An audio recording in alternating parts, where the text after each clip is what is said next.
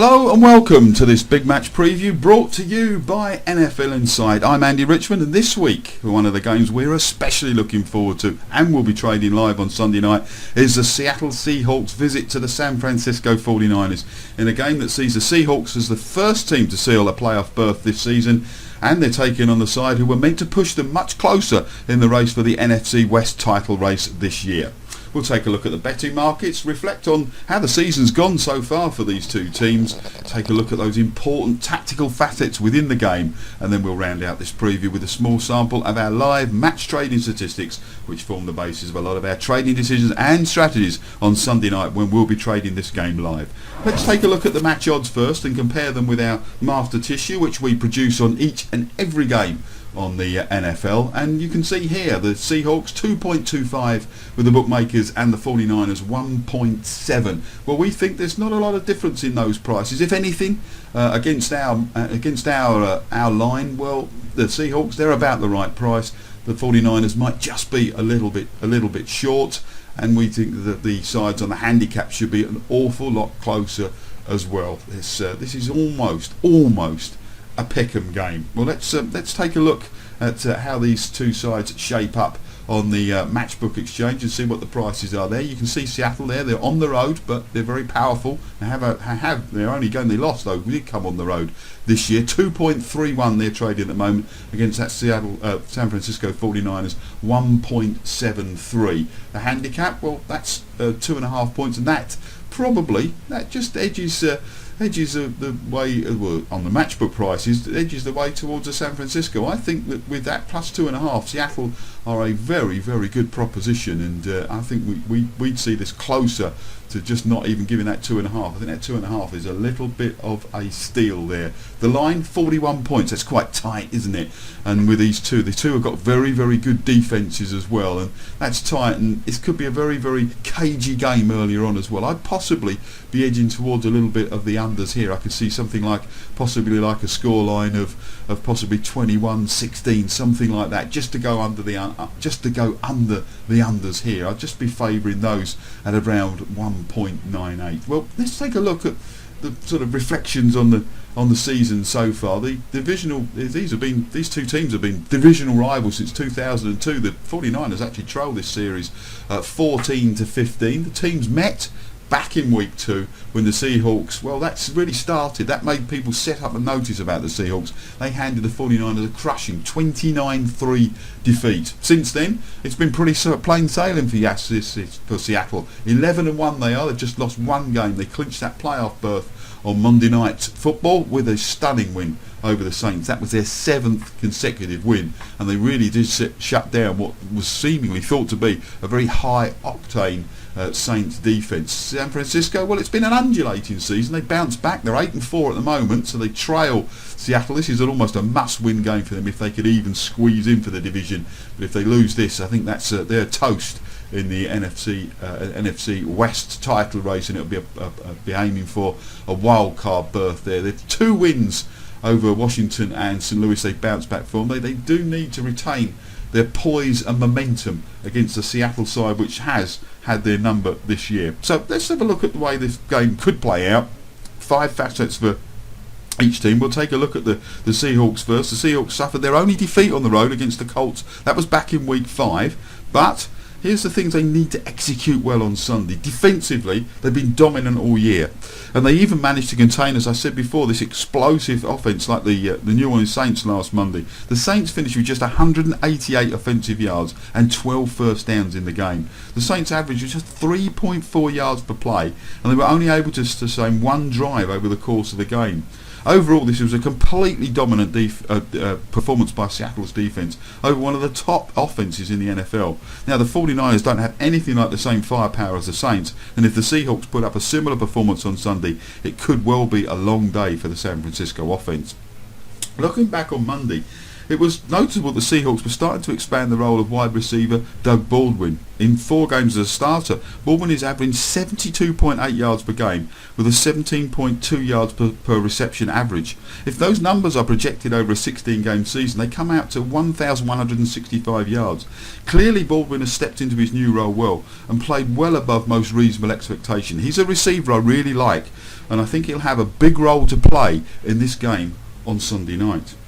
Now the Saints' game plan appeared to try and take away Seattle's running game and test Seattle's young passer Russell Wilson. Well, he certainly passed that test. The Saints entered the league as the league's number 3 ranked passing defence, and Wilson carved them up like an experienced surgeon. This is only in his 2nd year.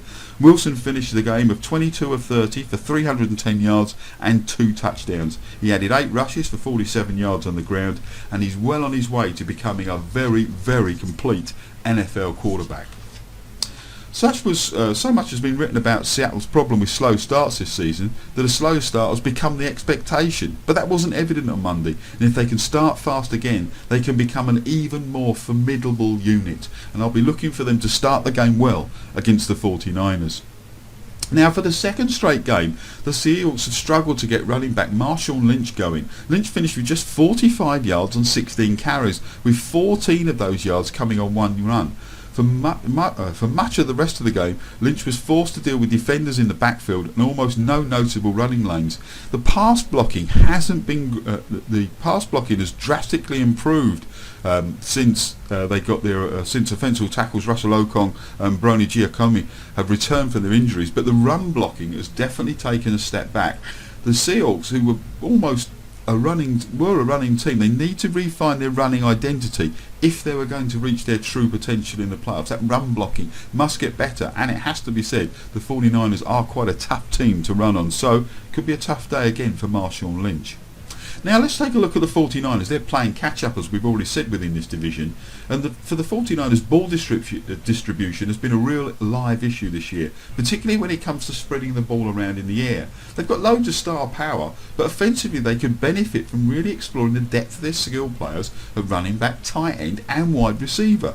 Players like Kendall Hunter, LaMichael James, Vance McDonald and Quinton Patton were all highly touted draft picks from 2011 to 2013, and they will hardly have any attention on them with this core of weapons around them. If the 49ers can work in some of the lesser known players like I've just mentioned, it will help fill this offense out, make them a well-rounded package and make them harder to defend overall. This is the core receivers that the 49ers have had is a little bit different this year under Jim Harbaugh, especially this late in the season.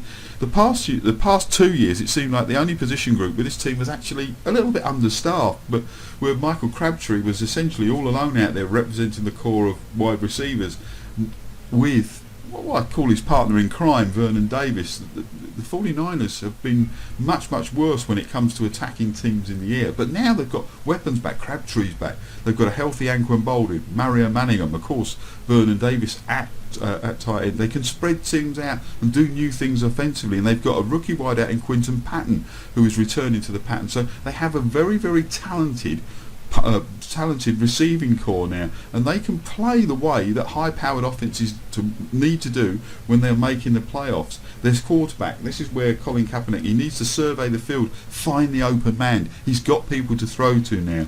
The 49ers need to get this core rolling down the stretch, and that will help their run game and provide lighter fronts for Frank Gore and co to run at. Now, a feature of the 49ers game against the Rams was how they struggled in the red zone, and a 45 completion rate in that zone at home this year will see plenty of problems for the 49ers again if they replicate that figure against the Seahawks here on Sunday. It's a very strange figure, that, because they don't seem to have the same problem completing touchdowns in the red zone away from home. They're running up 78% there, but at home 45% completion rate, something well worth remembering if you're trading on Sunday. Emotion, that's played a big part in the 49ers game this year, and although by no means they're not the worst team in the league, in fact, of giving away penalties, they need to keep their heads better in their games. Sometimes some of that emotion flows from Coach Harbaugh, and he'll need to keep his emotions in check here, not transmit those to the team, especially against his old foe Pete Carroll. To say these two don't get on is a little bit of an understatement. Defensively, the 49ers match up well with the Seahawks, and they need to play well here as a unit. Pundits doubted San Francisco's ability to beat the Green Bay Packers, the New England Patriots and the New Orleans Saints because of their superstar quarterbacks.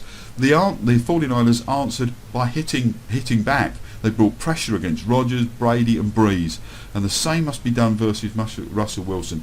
His will drives that team. They must find a way to stop him and break him, and the running game via Marshall Lynch. That could be one of the keys to the game, although as we saw, the Seahawks had Lynch stopped on Sunday against on Monday Night Football rather, against the Saints, and still they were managed to pass. But they must bring pressure, the 49ers. Now, I mentioned at the top of the show that we have our exclusive trading stat sheets available. They give tons of information about how the game's going to go, what the situation might be if you're leading by 7 points at half time. Here we could have a look at San Francisco. If they're leading by 7 points at half time, 78% of the time they go on to win the game, whereas Seattle at 68 points. If the game's tied at half time, what's the situation? Well, in tight situations, 56% of the time San Francisco go on to win the game, Seattle 44%. These are incredibly useful at judging what the point of the game and converting these into prices. So we've actually got a live tissue price running throughout our live trading room on Sunday nights.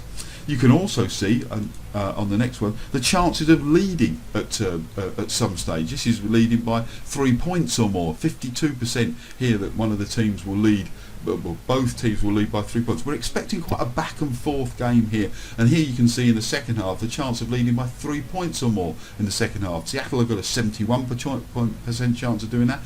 San Francisco rather got a 71% chance of doing that. Seattle 55% chance, and we have those statistics available via our live sheets for any situation within the game. They're a huge bonus when we're trading this game live, and to have an actual marker in the sand, as it were, and a price to work to and base our thoughts against.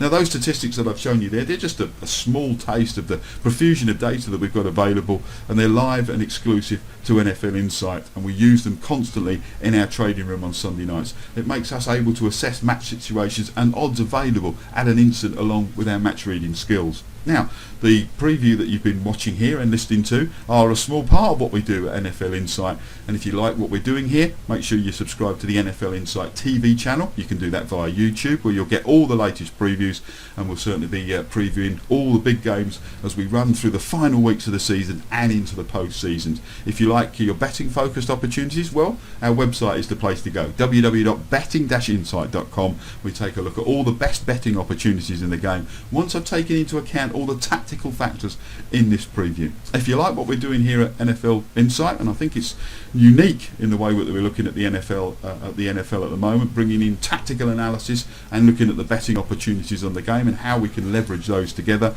There's plenty of previews, statistics, trading views and betting advice on that website. NFL Insight, we're at the forefront of a new way of looking at and betting on the NFL. I've been Andy Richmond. This has been your big match preview, brought to you by NFL Insight. We've been looking at the Seattle Seahawks at the San Francisco 49ers. Enjoy the game on Sunday, and I hope to see you back here soon with more NFL Insight big match previews.